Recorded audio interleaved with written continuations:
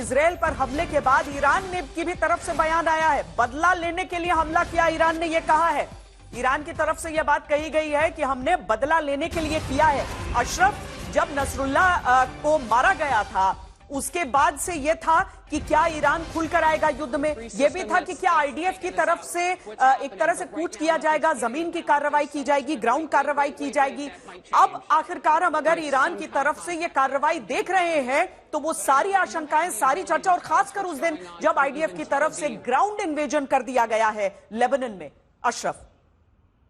बिल्कुल श्वेता, दरअसल ये कोऑर्डिनेटेड अटैक है जिसको लेकर पिछले कई महीनों से, खासतौर से जब से इस्माइल हानिया का कत्ल हुआ था तेहरान में, तभी से इस प्लान को लेकर जो है चर्चाएं चल रही थी। यहाँ तक कि एक बैठक मोसाद के अनुसार बीरूत में भी हुई थी, हिजबुल्लाह के हेडक्वार्टर में।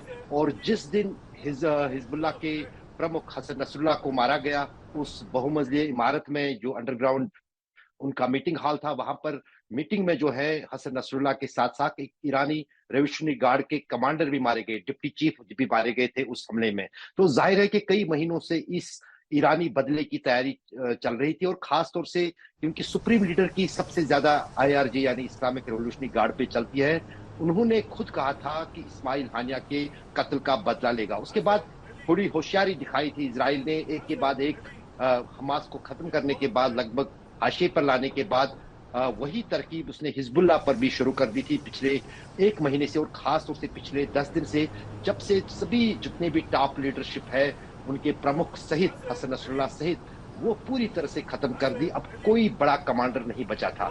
लेकिन सेकंड रन जो कमांडर्स हैं वो इस्लामिक रेवोल्यूशनरी गार्ड की देखरेख, जो कि ईरान की है, उसी में काम करते हैं। उन्हीं की प्लानिंग होती है, रिटायर्ड जो जनरल्स हैं उन्हीं की स्ट्रेटजी होती है।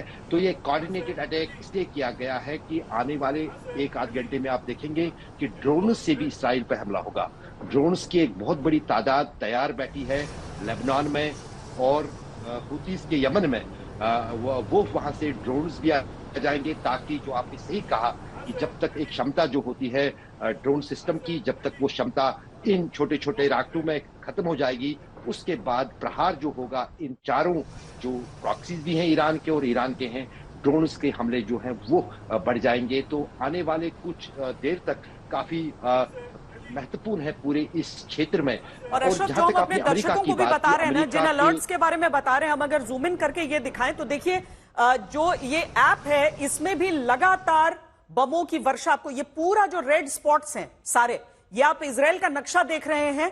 और चाहे टेल अवीव हो, जो कॉन्फ्रंटेशन लाइंस हो, जो अलग अलग देशों से सीमाएं लगती हो, वो सारी चीजें हैं। कितनी बड़ी संख्या में यहां पर बमों से वर्षा की जा रही है, और हर कुछ मिनट पर एक नया हमला आपको इजराइल में नजर आ जाएगा। यहां पर जो ये जो सुविधा लोगों को वहां पर है, इसके साथ ही एक सायरन भी बजता है ताकि वो बॉम्ब शेल्टर्स की तरफ जा पाए। अब वो नक्शा देखकर और ये तस्वीरें आसमान में देखकर आप समझ सकते हैं इस समय क्या परिस्थितियां वहां पर चल रही होंगी। बड़ी खबर इस समय की एक और हम आपको बता दें, इजराइल पर हमले को लेकर ईरान का बड़ा दावा है। इजराइल में सभी अहम सैन्य ठिकानों पर हमला किया गया है, ये ईरान की तरफ से दावा किया जा रहा है। हमले की पहली खेप, मात्र पहली खेप ईरान की तरफ से इसे बताया जा रहा है। यानी कि समझिए कि लगभग जो 300 प्रोजेक्टाइल्स अभी तक फायर किए गए हैं इजराइल के ऊपर, उसे पहली खेप कह रहा है ईरान। अब जो ग्राउंड इन्वेजन लेबनान में नसरुल्लाह के मारे जाने के बाद, उसको मारने के बाद जो आईडीएफ के जो सैनिक हैं, जो इजराइल की सेना है, उसने जो वहां पर जमीन पर इन्वेजन किया है, जहां पर लोगों से कहा गया था कि आप उत्तर की ओर बढ़िए, दक्षिण को छोड़ दीजिए, सामान्य नागरिकों को कहा गया था।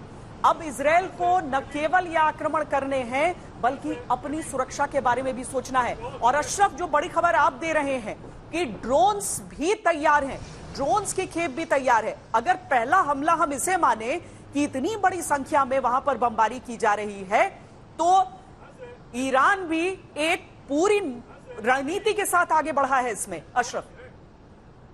बिल्कुल श्वेता, अगर हम देखें तो इजराइल और ईरान में अगर किसी चीज का फर्क है वो है ड्रोन टेक्नोलॉजी को लेकर, क्योंकि बेतहाशा ड्रोन्स जो हैं वो ईरान बना रहा है। यहां तक कि रूस को भी उसने ड्रोन्स दिए, जिसका आरोप भी लगा अमेरिका की तरफ से यूक्रेन युद्ध के लिए रूस को। तो जाहिर है कि ये ड्रोन जो है वो कहीं ना कहीं बड़ा पैंतरा है, उसमें इंसानी नुकसान नहीं होगा, सैनिक नुकसान नहीं होगा। तो सुसाइडल ड्रोन जिसको आमतौर से कहा जाता है, हिजबुल्लाह के पास और हुतीज के पास, दोनों इन प्रॉक्सीज के पास जो ईरान है, इस तरह के हजारों ड्रोन्स हैं जिनका वो इस्तेमाल पिछले कई महीनों से करते आ रहे हैं। लेकिन आपकी बिल्कुल वो बात सही है कि एक क्षमता जो होती है ये जो डोम सिस्टम की, जो इजराइल का है, जो इनके भी ये है, वो उसको सींध मारना चाहता है पहले ईरान, ताकि वो एक लिमिट पे पहुंच जाए। उसके बाद जो है इस तरह के हमले दोबारा है। जैसे ईरान ने कहा है कि ये पहली खेप है, वो माना जा रहा है कि दूसरी खेप ड्रोन्स की होगी। जहां तक आपने ग्राउंड इन्वेजन की बात की, मैं आज दिन भर पूरे लेबनान के, दक्षिणी लेबनान के कई इलाकों में गया जहां तक बातें हो रही थी, और हिजबुल्लाह के जो प्रमुख अब कमांडर है, डिप्टी कमांडर, उनका ये कहना है कि दुनिया को गुमराह कर रहा है इजराइल, कोई ग्राउंड इन्वेजन नहीं हुआ है अभी तक, वो अपने जगहों पर, बैंकरों पर मौजूद है, वहां तक अभी कोई इजरायली सेना नहीं दिखा है।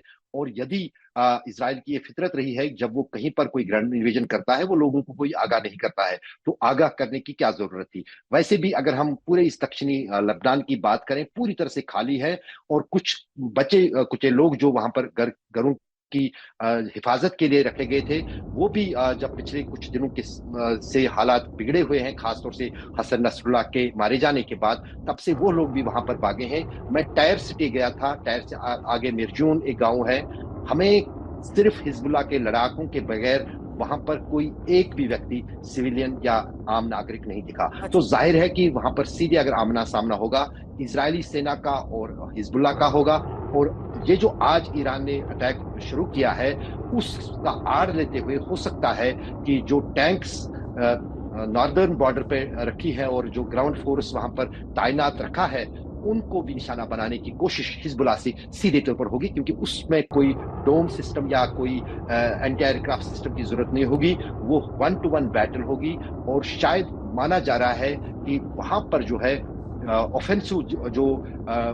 ऑफेंसिव रूप में हिजबुल्लाह के लड़ाकू जो भी बचे कुचे हैं, वो वहां पर आके इजराइल के उन सैनिकों पर हमला कर सकते हैं। स्थिति अभी बहुत ज्यादा गंभीर होती जा रही है, बहुत ज्यादा गंभीर हो रही है, और इसे शब्दों में बयां करने से बेहतर हम ये तस्वीरें आपको जो दिखा रहे हैं उससे स्पष्ट आपके सामने होगा।